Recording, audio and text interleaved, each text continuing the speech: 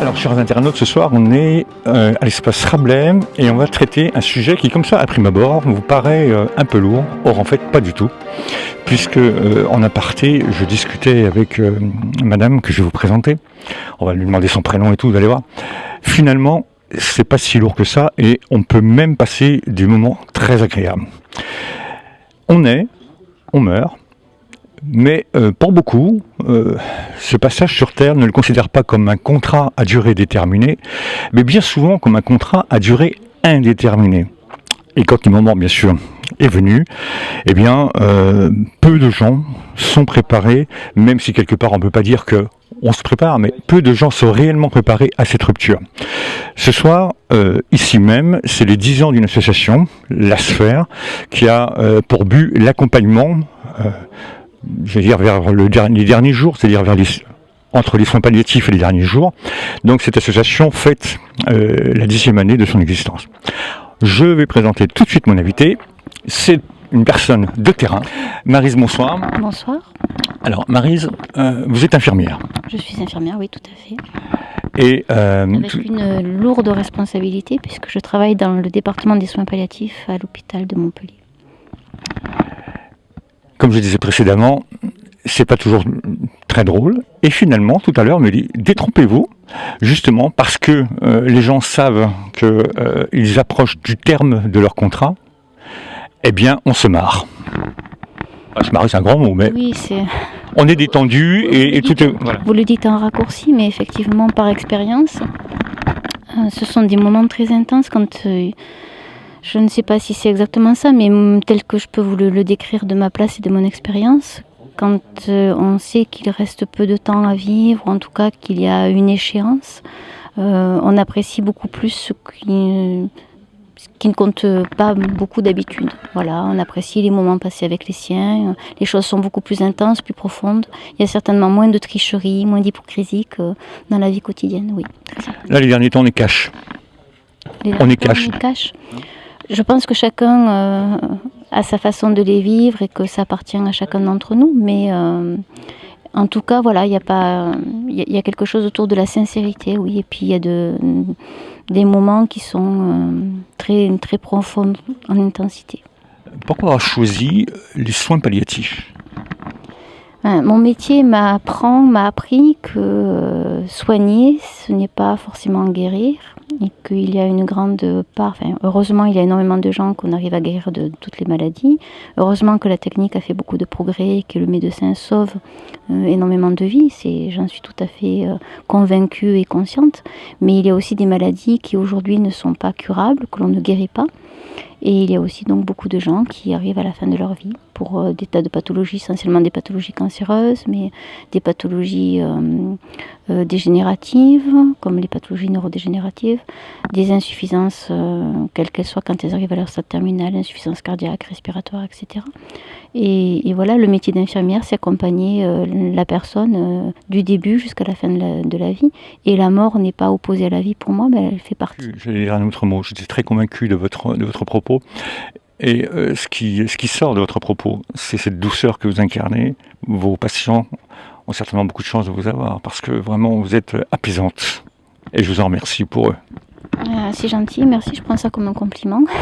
Ça me touche, c'est presque un peu dérangeant.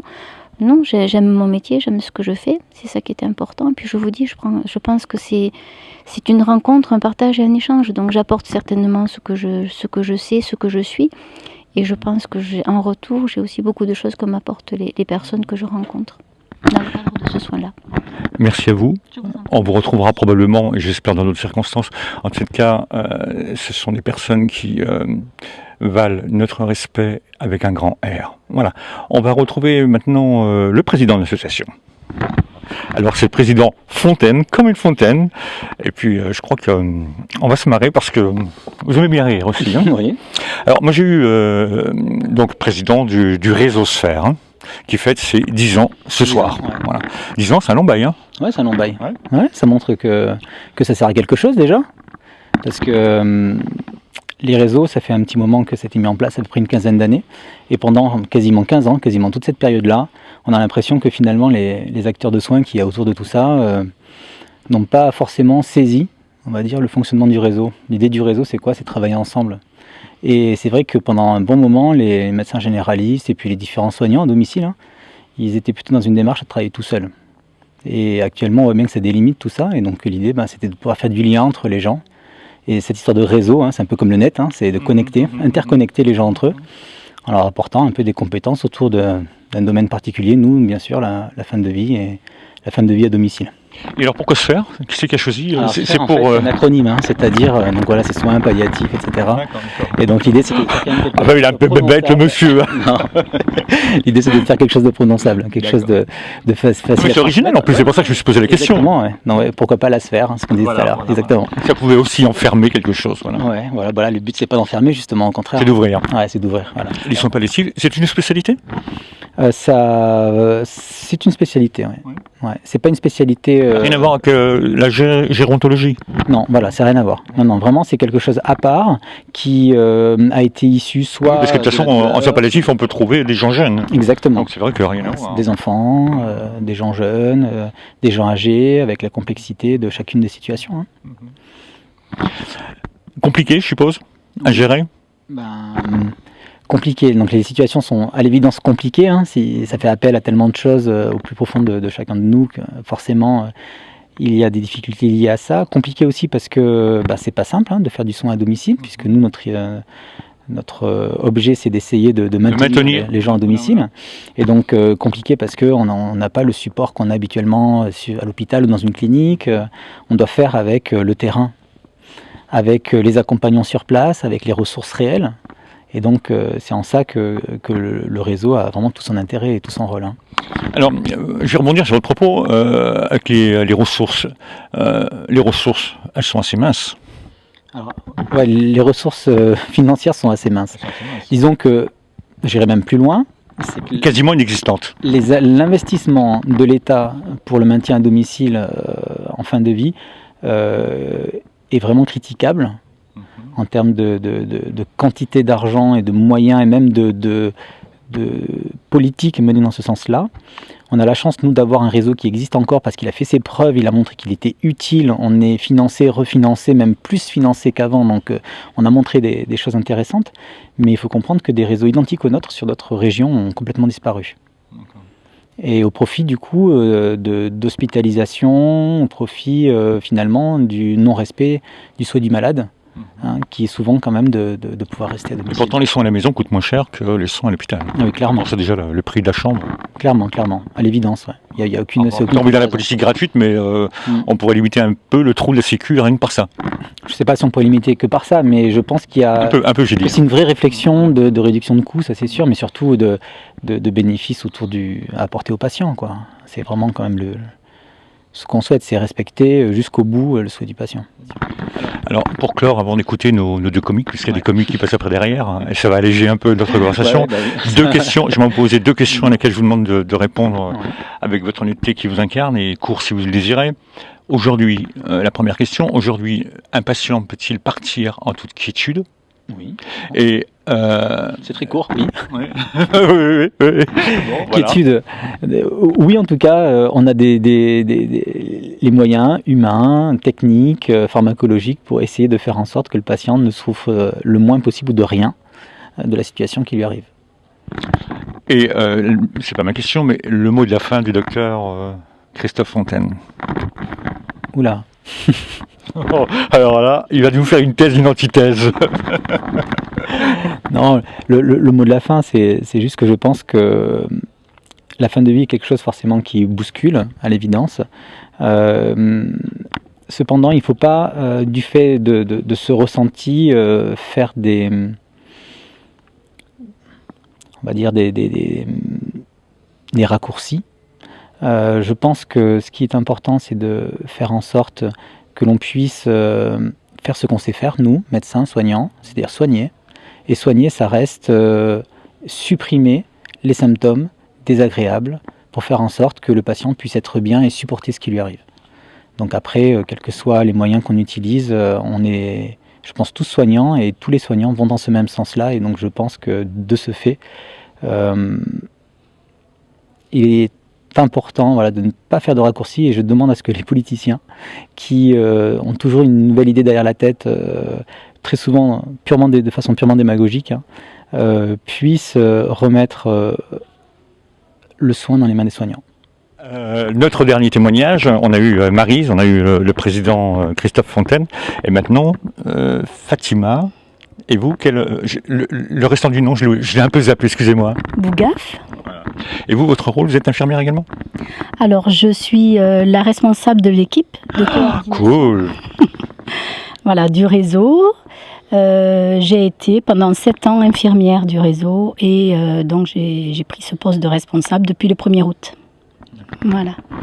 Alors, le président et Maryse nous ont fait un petit peu l'inventaire de ce que vous faites et de ce que vous savez faire. Et ma question, elle s'adresse plutôt d'ordre plus général face à vous.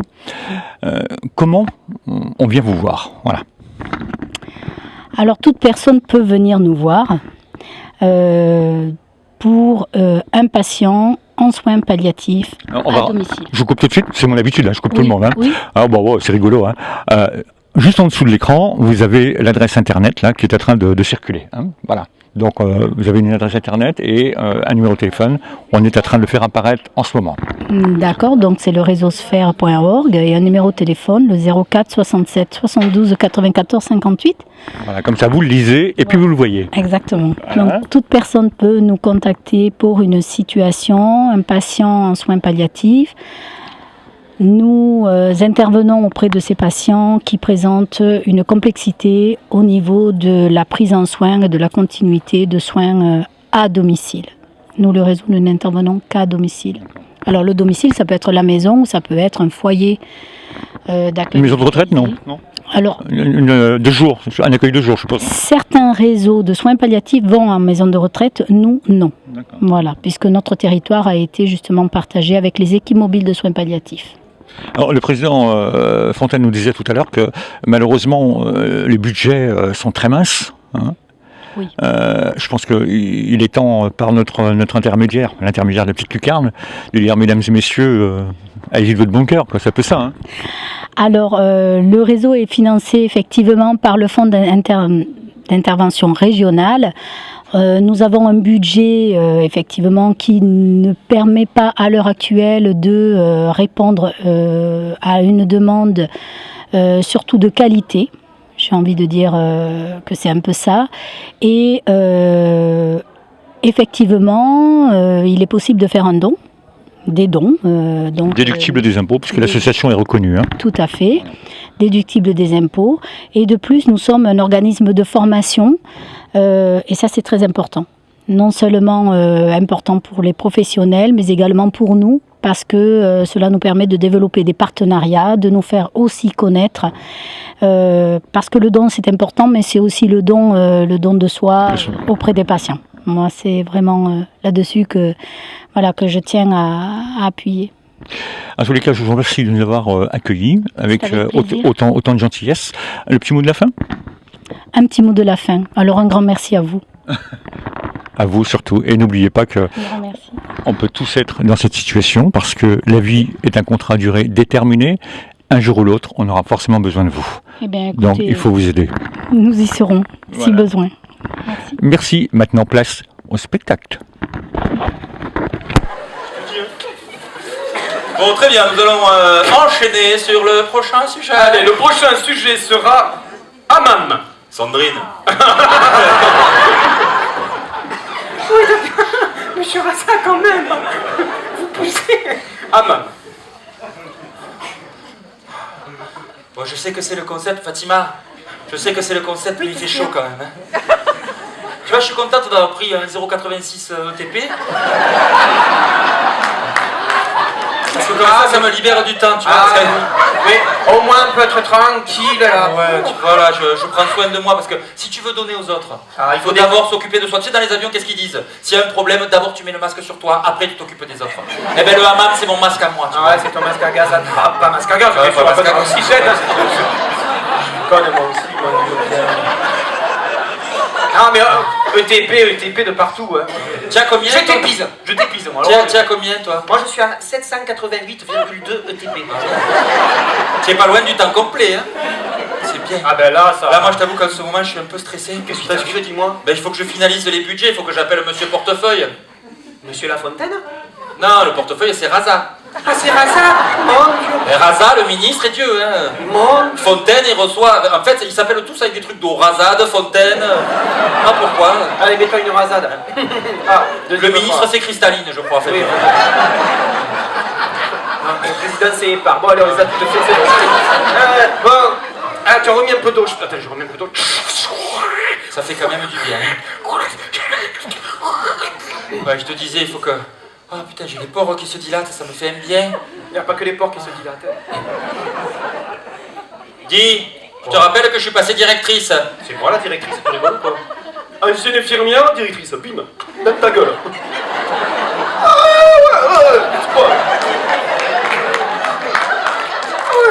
Me parle pas comme ça, je suis sous antidépresseur, je le prends très mal. Hein. C'est très bien. Qu'est-ce qu'il y a? Il y a un problème? On s'arrête s'il y a un problème dans la salle. Hein. Qu'est-ce qu'il y a? Ça va? Qu'est-ce qu'il y a? Il y a une femme qui a travaillé. Ça va? Ça va? Bon, super, ça va. Oui, tu sais, Raza. Oui. Moi, je l'appelle portefeuille. Il est comme ça, celui-là. Il est comme ça. C'est l'occasion de glisser un peu des messages. Tiens, on va pas Attends, mais oui, mais moi j'en ai marre. Moi, je me balade dans la rue avec une pancarte pour faire l'appel aux dons et tout. Ah oui, non. Et là, il me sucre les subventions, je te jure. Non, mais attends. Bon, c'est vrai que ce qui n'est pas passé, c'est que l'année dernière, j'ai mis 4 000 € de budget à MAM. Ah là, il n'a pas voulu financer. Ça fait Pourtant, partie c'est du pour truc. notre bien. Mais bien sûr. On a du stress dans notre Alors, voilà. On peut faire du hammam, on peut faire du jacuzzi. Du spa. Bon, d'accord, le voyage aux Seychelles, c'était pas nécessaire. Mais quand même, quand même. Attends. Moi, tu sais, mes patients, quand je vais les voir, ils sont contents de me voir bronzer. Ils peuvent pas voyager. Je voyage pour Alors, eux. ben, ça les rassure. Ça les rassure avoir quelqu'un de bronzé, de souriant. C'est que ça mange pas de pain. Et j'ai rajouté un budget carte postale, je leur envoie des cartes postales. Mais tu as bien raison. Alors là, je vais te dire, Oui. ça. Regarde, ça c'est un selfie que j'ai fait, regarde-moi. C'est un réunion d'une beauté, regarde-moi ça. Il est beau, hein. Ils font de la muscu toute la Ils font que ça toute la Ils font journée, que mais alors ça, ils le font c'est bien. pas Hein. possible. Bon, on n'y voit rien dans ce même. Attends. Regarde. De la buée. Ben, je suis con, j'en rajoute de la buée, moi. Bon, dis-moi. Ouais. Raza, il faut le choper. Non, mais Raza, je le Mais tiens. vraiment. Mais Raza, je le tiens. Mais dis pas Tu sais que tu le tiens, tu le tiens pas du tout. Mais si, tu sais pourquoi? Tu connais pas la rumeur? Non, vas-y. Raza et Sandrine. Raza et Sandrine, ça s'est fait à Montpellier. Raza, Sandrine. Raza et Sandrine, Non. il lui a déclaré sa flamme en direct devant tout le monde. Un type avec une coque, tu vois, la cravate toujours rigide comme ça et tout ça, Mais oui. droit comme la justice. Mais oui, comme. Ah, il mais prend oui. le micro devant tout le monde, moi je croyais qu'il allait parler des soins palliatifs et tout ça, il en a rien à foutre. Il déclare sa flamme à sa gonzesse comme ça. Et moi par Non, contre, mais c'est scandaleux. il me met une pique, tu vois. Ah oui. Il me dit que je suis au bout du rouleau, je sais pas que j'ai besoin d'aide. Contre l'autre, elle est parfaite. Alors depuis qu'elle est plus là, elle est parfaite. Moi je suis toujours là, je tiens la barre, mais tout le monde s'en fout. C'est cette température, je sais pas. Calme-toi, Fatima, calme-toi. Tu es en train de. Non, je sais, la vie Tu est fais belle. le burn-out. Oui, la vie est belle, juste. Tu burnes là, bref. C'est Raza qui me fait burner. Non, mais celui-là, alors celui-là aussi bien. Allez, attends. Ouais, ressaisis-toi, 3, 4 ressaisis-toi. zen. La vie est belle jusqu'au dernier souffle. La vie est belle jusqu'au dernier souffle. Souffle. Souffle, feng shui et compagnie. Yoga du rire, yoga du rire. Je fais beaucoup ça avec les patients, le yoga du rire. Ah, moi aussi, je fais beaucoup ça. En général, ils supportent plus le son, alors ils le font au bout d'un moment. C'est vrai que c'est assez insupportable quand même, Ah, quand tu le fais. Oh là là, j'ai une soif. C'est ce saumon là, ça marche. J'ai apporté un peu de fontaine. De viande. Enfin bref.